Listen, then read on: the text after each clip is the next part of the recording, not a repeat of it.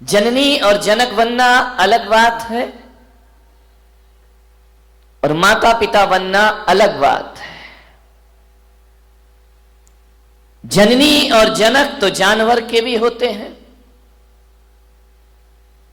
एक पशु भी अपने बच्चों को जन्म देता है और छोड़ दिया करता है। पशु का बच्चा अपने दम पर जीता है, उसे कुछ सीखने की जरूरत नहीं हुआ करती है। पशु के बच्चे तो वो होते हैं जो पैदा होते ही कुछ देर बाद खड़े हो जाते हैं, चलने लगते हैं, भागने लगते हैं, दौड़ने लगते हैं। लेकिन इंसान के साथ ऐसा नहीं हुआ करता है। इंसान का बच्चा सब कुछ सीखता है, चलना भी सीखता है, खाना भी सीखता है, बोलना भी सीखता है, हंसना भी सीखता है और रोना भी सीखा करता है। जानवर के बच्चों को कुछ भी सिखाने की जरूरत नहीं है।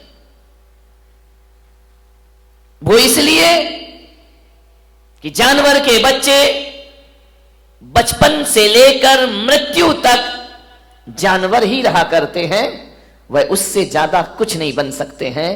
एक घोड़ा बचपन से जन्म से लेके मृत्यु तक घोड़ा ही रहेगा। एक बैल जीवन भर बैल ही रहेगा। एक गाय जीवन भर गाय रहेगी।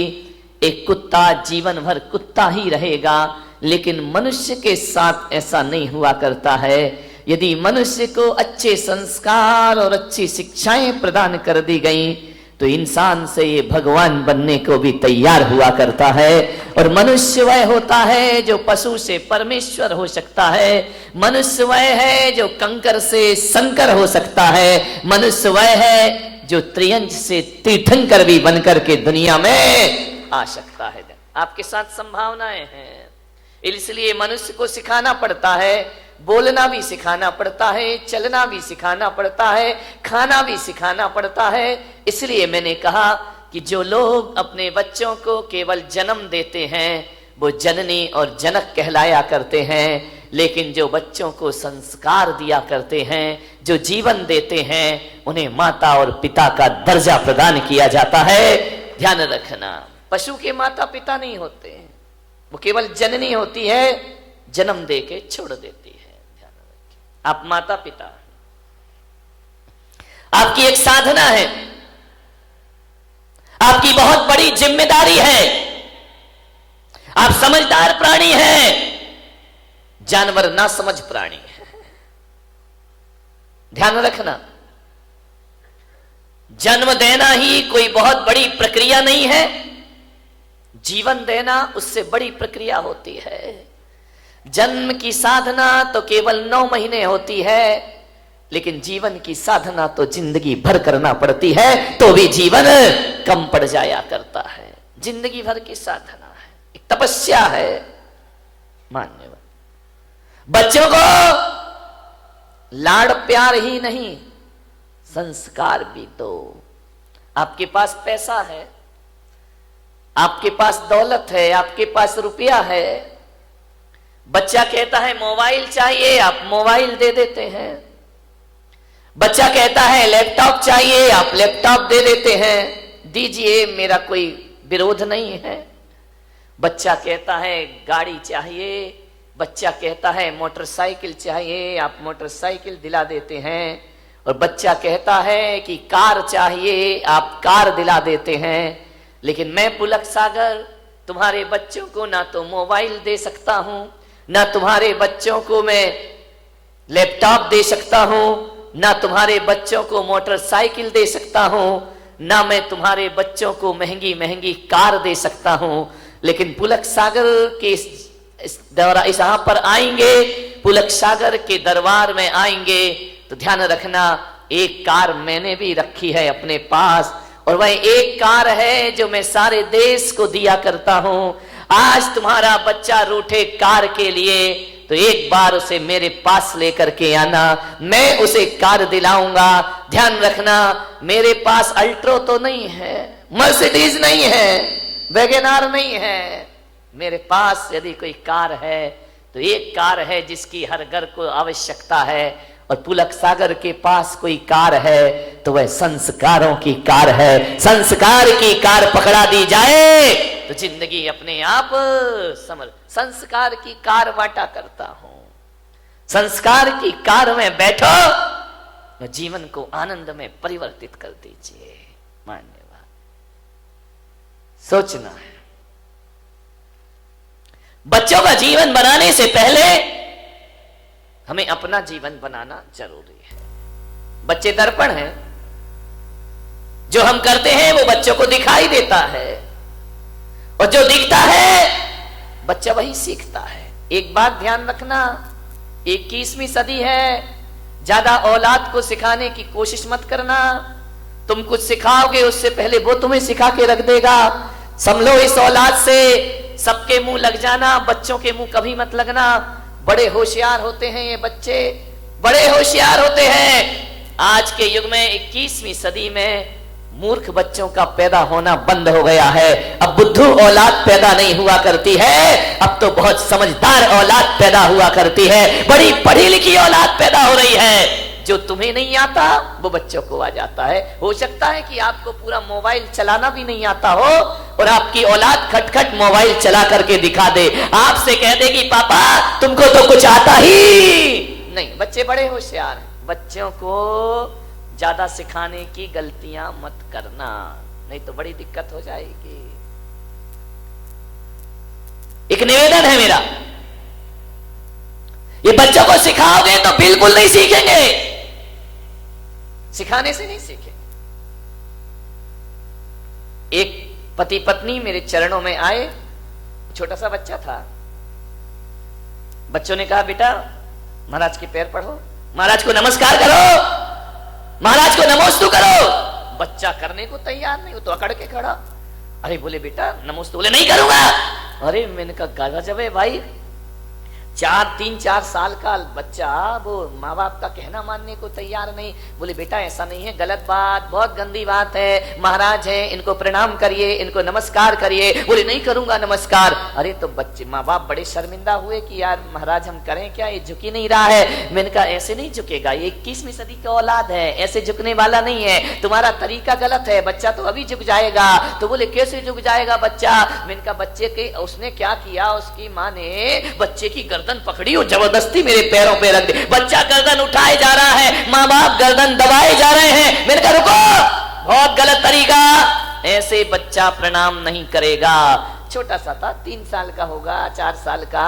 मैंने माँ बाप से कहा बच्चे की गर्दन छोड़ो, बच्चे की गर्दन से हाथ हटाओ। माँ बाप ने हाथ हटाया। मैंने कहा तुम दोनों हाथ जोड़ो। माँ बाप ने हाथ जोड़े। बच्चा छोटा सा था, उसने ऊपर देखा, मम्मी पापा हाथ जोड़ रहे, बच्चे ने भी हाथ जोड़ लिए। मैंने कहा तुम प्रणाम करो, नमस्कार करो। जैसे ही उन्होंने धोख लगाई, बच्चा भी लेट करके प्रणाम करने लगा। मैंने कहा ध्यान रखना 21वीं सदी है, ये सिखाने से नहीं सीखेगी, ये दिखाने से सीखा करती है। जो आप दिखाएंगे बच्चा वैसा सीख जाए। ध्यान रखना है, बच्चों का पालन पोषण करना, उन्हें संस्कार देना, आपको जिंदगी भर तपस्या करना पड़ेगी। बच्चों की परवरिश करो। कैसे करना है उनकी परवरिश? सिखाने से नहीं, दिखाने से। जो आप दिखाएंगे बच्चा वही करेगा। 2 बच्चे लड़ रहे थे, मैंने बुलाया, मैंने कहा बच्चे लड़ते क्यों हो? बोले किसने कहा हम लड़ रहे थे? अरे मैंने कहा यार तू उसको मार रहा था, गाल में चांटे लगा रहा था। बोले हम लड़ थोड़ी रहे थे। तो मैंने कहा ये क्या कर रहे थे? कोई ड्रामा कर रहे थे? क्या कर रहे थे? कोई प्रैक्टिस कर रहे थे? बोले नहीं महाराज हम ना लड़ रहे थे ना कोई ड्रामा कर रहे थे। तो मैंने कहा क्या हो रहा था? तुम मार तो रहे थे उसके गाल में। बोले मैं मार नहीं रहा था महाराज, हम दोनों बच्चे तो मम्मी पापा का खेल खेल रहे थे। अब विचार करिए। मैंने कहा मम्मी पापा ऐसे होते हैं? बोले हाँ ऐसे तो मम्मी को मारते हैं, वही खेल हम यहाँ पर। ध्यान रखना, जो तुम करोगे बच्चा वही सीखेगा। ध्यान रखिए। मान्यवाद, ज्ञान की बातें करना बहुत आसान है, ज्ञानी बनना बहुत कठिन काम हुआ करता है। ध्यान रखिए। आप बोल तो देते हैं कि बच्चा ऐसा नहीं करना, बेटा ऐसा नहीं करना, वही काम जब आप करते हैं, ध्यान रखिए, ये जो कैमरा लगा हुआ है ना चैनल का, ये मुझे देख रहा है, ध्यान आप मुझे सुन रहे हैं, ये सुन नहीं रहा, ये देख रहा है मुझे। और एक बात याद रखना, छोटे बच्चे को कभी देखना, छोटा सा बच्चा जब धरती पर पैदा होता है ना, तो टकटकी लगाकर देखता है। हमारी पलकें ज्यादा झपकती हैं, बच्चों की पलकें नहीं झपकती हैं। वह टकटकी लगाकर किसी भी चीज को देखते रहते हैं। जैसे ये कैमरा मुझे टकटकी लगाकर देख रहा है, अब जो जो एक्शन मैं करूंगा वही वही कैमरा दिखाएगा, वही वही वह ग्रहण करेगा, और जो ग्रहण करेगा वो टीवी पर ले जा करके दिखा देगा। तो बच्चे की आंख भी एक कैमरा ही हुआ करता है, और जो जो सुबह शाम आप करते हैं बच्चा रिकॉर्ड करते जाता है, और जो बच्चा रिकॉर्डिंग करता है वही बच्चा दुनिया के सामने वैसा प्रस्तुत हो जाया करता है। आप सोचते हैं कि हमारा बच्चा बुढ़ापे में बड़े होके हमारा सम्मान करे, तो मेरा निवेदन है आज से ही अपने घर में बड़ों का सम्मान शुरू कर दीजिए। जो आप करेंगे बच्चा वैसा ही करेगा। ध्यान रखना, अलग से नहीं सीखेगा, तुम्हारे घर की बातें सीखेगा। अमेरिका के राष्ट्रपति हुए अब्राहम लिंकन, उन्होंने अपने बच्चे को एक स्कूल में दाखिला कराया, एक स्कूल में एडमिशन कराया, और जैसे ही पहले दिन बच्चा स्कूल में गया, अब्राहम लिंकन ने अपने बच्चे के साथ एक पत्र लिख करके भेजा कि ये पत्र तुम अपने क्लास टीचर को दे देना, और पढ़ने से पहले ये खत उनके हाथ में जरूर पहुंचाना। बच्चा गया स्कूल, जैसे ही क्लासरूम में पहुंचा, क्लास टीचर आए, बच्चे ने कहा कि गुरुदेव सर, ये पत्र मेरे पिता ने आपके नाम लिखा है। होश उड़ गए टीचर के कि राष्ट्रपति का बच्चा और मेरे नाम पत्र। उसने पत्र खोला, पत्र में लिखा था, आदरणीय शिक्षक महोदय, मेरा आपसे एक विनम्र निवेदन है कि आज मेरा बच्चा पहली बार स्कूल में आया है, और मेरे बच्चे को आप अच्छी शिक्षाएं प्रदान करना। मैं शिक्षक महोदय से आग्रह करूंगा कि जब मेरे बच्चे को पढ़ाओ तो ये सोचकर मत पढ़ाना कि अमेरिका के राष्ट्रपति का बेटा है, बल्कि ये सोचकर पढ़ाना कि ये किसी देश का भविष्य तुम्हारे सामने बैठा हुआ है, ये किसी देश की ताकत बैठी हुई है, एक इंसान का बच्चा है। मेरे बच्चे के सामने कोई वीआईपी व्यवस्था ना रखी जाए, और मेरे बच्चों को केवल अक्षरों का ज्ञान मत देना शिक्षक महोदय, इसे किताबी ज्ञान के साथ साथ अनुभव का ज्ञान ज्यादा प्रदान करना।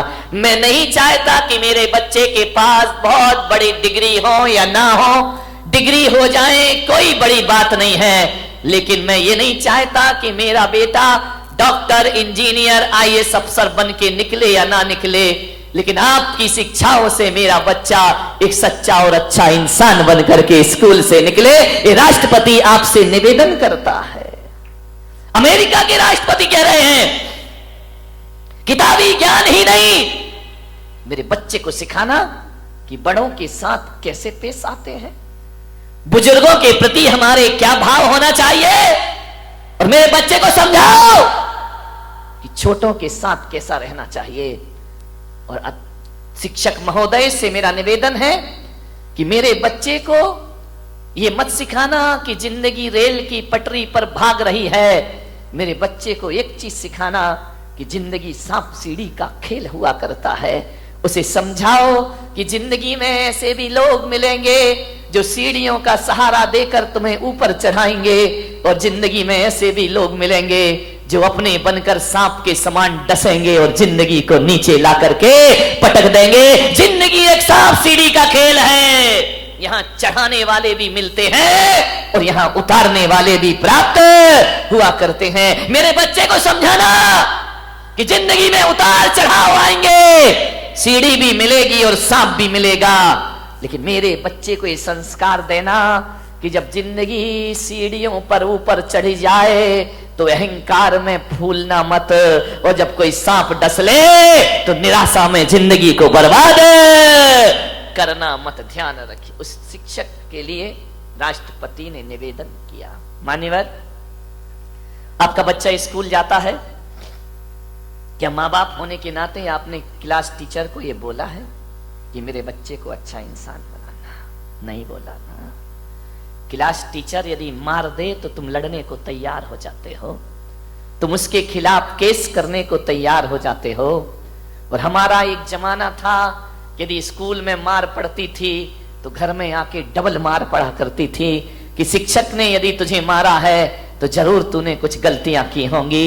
हमें कभी प्रोत्साहन नहीं मिला करता था, हमें कभी नहीं कहा जाता था कि टीचर ने मारा है तो चलो हम उससे बात करेंगे। उन्होंने कहा तुमने गलत काम किया होगा इसलिए गुरु ने तुम्हारी पिटाई की। और जब हम रोते रोते घर आ जाते थे तो हमारे माता पिता कहते थे कोई बात नहीं है, गुरु ने मारा है ना, अरे मार पड़ेगी धम धम और विद्या आएगी छम छम। ध्यान रखिए बेटे, ये गुरु का डंडा नहीं है, ये तेरी बुराइयों पर किया गया प्रहार हुआ करता है। कहां गए वो संस्कार, कहां गई वो शिक्षाएं? विचार करिए। मैं ये नहीं कह रहा हूं कि स्कूलों में बच्चों को नाजायज मारना चाहिए, मैं इसके भी खिलाफ हूं मेरे भाई, ध्यान रखिए। लेकिन मैं आपसे निवेदन करता हूं, शिष्य और सीसी में जब तक डांट नहीं लगेगी, सीसी में डांट, ढक्कन, ढक्कन को डांट कहा जाता है, सीसी में भी डांट होना चाहिए और शिष्य में भी डांट होना चाहिए। शिष्य और सीसी में डांट नहीं लगेगा तो सीसी भी डूबेगी और शिष्य भी डूब जाएगा। ध्यान रखिए। मान्यवर निवेदन करिए, क्या आपने कभी स्कूल में जाकर क्लास टीचर से कहा है? आज हर माँ बाप को ये चिंता है कि मेरा बेटा MBA कर ले, मेरा बेटा डॉक्टर बन जाए, मेरा बेटा अच्छा वकील बन जाए, मेरा बेटा अच्छा बिजनेसमैन बन जाए। कोई माँ बाप ही नहीं सोचता है कि मेरा बेटा सच्चा और अच्छा इंसान बन जाए। ध्यान रखिए। मैं आपसे कहता हूं, एक सच्चा और अच्छा इंसान 100 इंजीनियर और डॉक्टर से बढ़ करके हुआ करता है। ध्यान रखिए। यदि गलत आदमी डॉक्टर बन गया तो याद रखना वो कभी देश को, समाज की भलाई नहीं कर सकता है। गलत आदमी इंजीनियर बन गया, गलत आदमी व्यापारी बन गया, देश, समाज और परिवार को बर्बाद ही करेगा वो। ध्यान रखिए। आपसे निवेदन है, थोड़ी चिंता कर लिया करो कि मेरा बेटा अच्छा इंसान बने। आज माँ बाप को वो चिंता नहीं है, लेकिन हम संतों को चिंता है। इसलिए ज्ञान गंगा महोत्सव में मैंने कहा था ना, मैं तुम्हें भगवान बनाने के लिए नहीं बुलाऊंगा, एक सच्चा और अच्छा इंसान बनाने के लिए तुम्हें यहां बुलाने का मैं प्रयास करूंगा। क्योंकि सच्चा और अच्छा इंसान भविष्य का भगवान हुआ करता है मेरे भाई। जो इंसान नहीं बन पाया वो भगवान क्या बनेगा? दुनिया से भागते फिरते हो, भगवान को तुम क्या पाओगे? ध्यान रखिए। मान्यवर विचार कर, अच्छा इंसान की जरूरत है इस देश को, अच्छे आदमी की जरूरत है इस देश को। तुम्हारे परिवार की खुशहाली के लिए अच्छे बेटे की जरूरत है। ध्यान रखिए। पूत कपूत तो का धन संचय, पूत सपूत तो का धन संचय। यदि पूत कपूत निकल गया तो सारी दौलत को बर्बाद करके रख देगा, और पूत यदि सपूत निकल गया, 1 रुपया भी ना दो तो भी लाखों की दौलत कमाकर अपने पिता को दिखा देगा। किसके लिए सोचते हो? अच्छा व्यक्ति बनाइए,